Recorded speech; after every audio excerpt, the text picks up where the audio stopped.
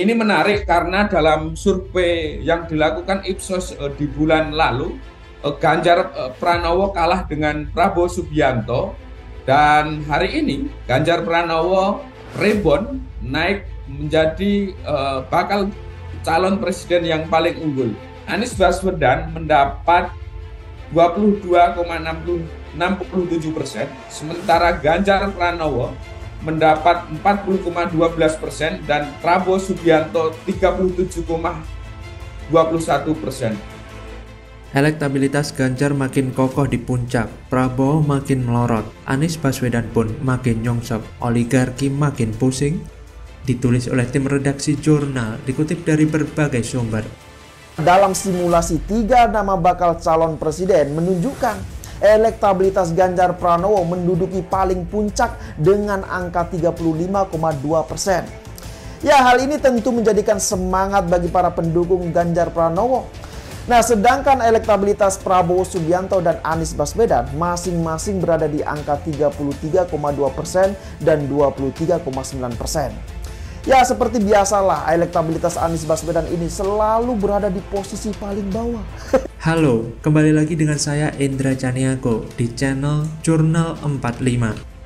Lembaga riset internasional Ipsos Public Affairs merilis hasil elektabilitas 3 nama calon presiden atau capres di Pilpres 2024. Hasilnya, mantan Gubernur Jawa Tengah Ganjar Pranowo unggul dalam survei ini. Survei dirilis Rabu 6 September 2023 melalui YouTube channel Ipsos Indonesia. 3 nama kandidat yang disurvei adalah Ganjar Pranowo, Ketum Partai Gerindra Prabowo Subianto, mantan Gubernur DKI Jakarta Anies Baswedan. Dengan rincian, Ganjar Pranowo memiliki elektabilitas 40,12%, Prabowo Subianto 37,21%, sedangkan Anies Baswedan 22,67%. Survei dilakukan pada 22 sampai 27 Agustus 2023 di 24 provinsi di Indonesia. Responden survei sebanyak 1.200. Survei dilakukan dengan wawancara tatap muka dengan aplikasi Ipsos eField yang merupakan sistem komputer assist personal interviews atau CAPI yang merupakan standar global Ipsos dalam melakukan interview tatap muka. Metode survei multi-stage random sampling, margin of error survei plus minus 2,83% dengan tingkat kepercayaan 95%. Melihat elektabilitas Ganjar yang semakin kokoh inilah, maka ada kemungkinan Ganjarlah yang menjadi capres pengganti Jokowi. Elektabilitas Prabowo Subianto semakin melorot dan Anies semakin nyungsep. Jika tidak ada kejadian luar biasa, maka tampaknya peluang Anies untuk merangsek kedua besar untuk menggeser Prabowo akan terlihat semakin sulit. Begitu juga dengan Prabowo akan kesulitan untuk menggeser Ganjar. Malah bukan tidak mungkin jika nama di luar ketiga orang itu mendadak mengalami keajaiban pada 1-2 bulan nanti. Popularitas Anies dan Prabowo yang tergerus akan membuatnya tergeser. Jarak sekitar 15% antara Anies dan Prabowo itu lumayan jauh loh, dengan posisi pemilih yang akan semakin paten menjelang pendaftaran paslon pada Oktober 2023. Sekali lagi, kecuali ada peristiwa luar biasa, maka peluang terjadinya duel antara Ganjar versus Prabowo akan berpotensi terjadi. Sedangkan Anies akan semakin tenggelam atau malah batal diusung oleh Nasdem dan kawan-kawan. Masa iya, kalau misalnya elektabilitasnya hanya di kisaran 15%, butuh turun 5% saja, Surya Paloh akan nekat tetap mengusung Anies. Setelah banyak pengeluaran yang sudah dihabiskan buat mengenalkan Anies ke banyak daerah, tapi malah elektabilitasnya nggak hanya mentok, tapi malah semakin turun, kan malah bikin nyesek. Rekam jejak Prabowo dan Anies juga sama soal kedekatannya dengan kelompok radikal. Paham radikal memang bisa dilakukan oleh siapapun, termasuk para politisi maupun pejabat-pejabat tinggi negeri ini. Barangkali saja sebagian besar rakyat Indonesia sudah tahu siapa saja yang kiranya pernah menjadi bagian dari aliran radikal. Track record memang tak akan pernah hilang. Bagi yang masih belum percaya akan fakta tersebut, publik diperbolehkan untuk mengulik-ulik mengenai keterkaitan dua sahabat yang dahulunya solid itu dengan ormas radikal. Dengan begitu, masyarakat akan tahu seberapa dekat hubungan Prabowo Anies dengan kelompok tersebut. Sebagai bukti agar tidak dinilai mengada-ngada, apakah masyarakat masih ingat siapa pendukung di belakang Anies kala maju Pilgub DKI 2017 lalu?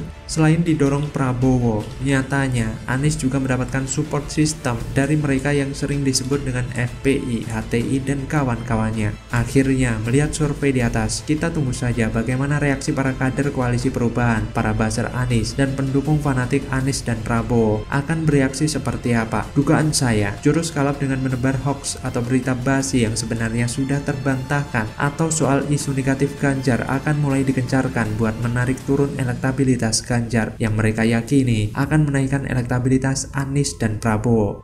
Lantas bagaimana kalau menurut Anda?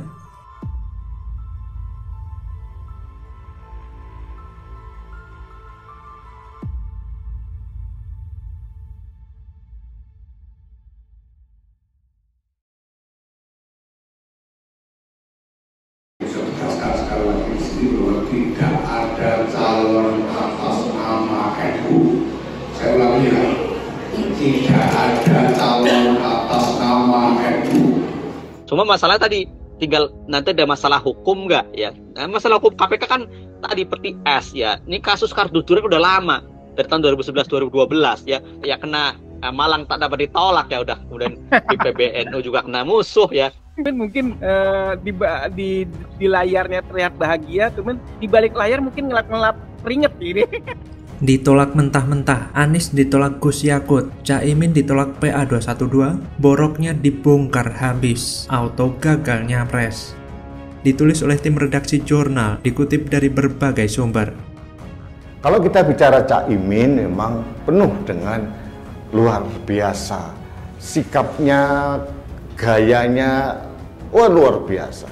Dia bermain dan dia adalah pemain aman dalam setiap event apapun. KPK mengapresiasi dukungan dari masyarakat ya, terkait dengan upaya-upaya pemberantasan korupsi yang dilakukan oleh KPK. Namun demikian, tentu sebagai pemahaman bersama bahwa ketika KPK menetapkan seseorang sebagai tersangka, itu adalah dasarnya adanya kecukupan alat bukti, gitu ya. Halo, kembali lagi dengan saya Endra Caniago di channel Jurnal 45. Wasekjen Persaudaraan Alumni 212 Novel Bamumin menyayangkan langkah Anies Baswedan yang setuju saja dijodohkan dengan Muhaimin Iskandar di Pilpres 2024. Harusnya, kata Novel, Anies harus memeriksa betul rekam jejak Muhaimin sebagai politikus yang pernah tersangkut kasus korupsi.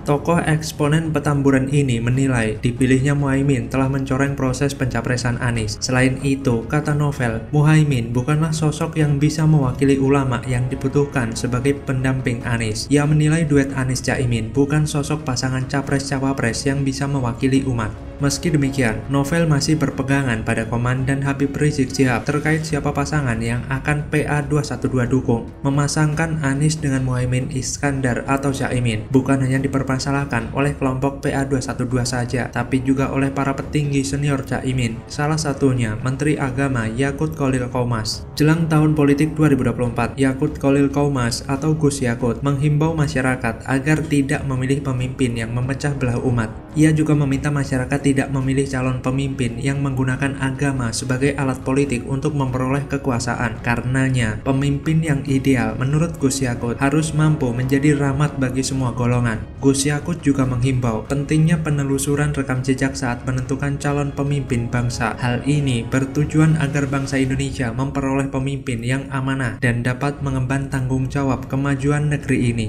Sepertinya antara Novel Bamumin dan Gus Yakut sama-sama tidak ingin kedua orang ini, yaitu Anies dan Caimin, bersatu menjadi pemimpin. Novel tidak ingin Caimin menjadi wakil Anies karena menurutnya Caimin memiliki rekam jejak sebagai seorang yang korup. Sedangkan Gus Yakut seperti tidak ingin Anies menjadi seorang pemimpin karena rekam jejaknya yang memecah belah bangsa. Meskipun Gus Yakut tidak mengungkapkan secara langsung bahwa dia tidak ingin Anies menjadi presiden, tapi ketika dia menyinggung soal pecah belah dan politik identitas atau menggunakan agama sebagai alat politik, maka itu semua sangat identik dengan Anies. Intinya, antara Anies dan Caimin memang sama-sama bermasalah. Anies bermasalah dengan politik pecah belah dan juga banyaknya kelebihan bayar. Kelebihan bayar menjadi senjata ampuh Anies untuk meraup keuntungan dari berbagai mega proyek maupun proyek menengah. Kata-kata kelebihan bayar belakangan ini kerap kita baca. Bagaimana tidak? Dalam 2 hari ini saja, berdasarkan temuan BPK alias Badan Pemeriksa Keuangan, ada 2 temuan kelebihan bayar dilakukan Pemprov DKI. Pertama, pada tanggal 5 Agustus 2021,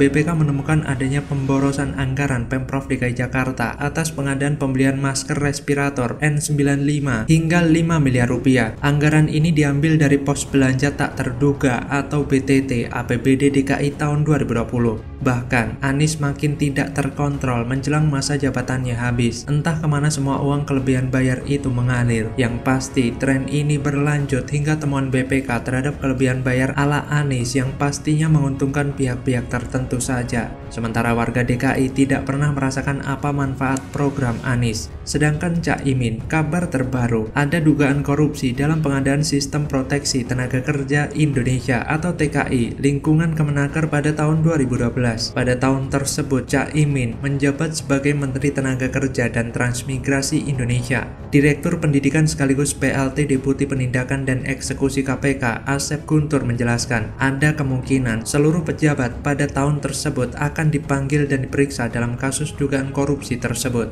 Jadi ada kemungkinan Caimin dipanggil dan ada kemungkinan Caimin juga terlibat dan ditetapkan sebagai tersangka. Jadi keduanya memang bermasalah. Orang-orang seperti ini memang tidak pantas menjadi pemimpin di negeri ini.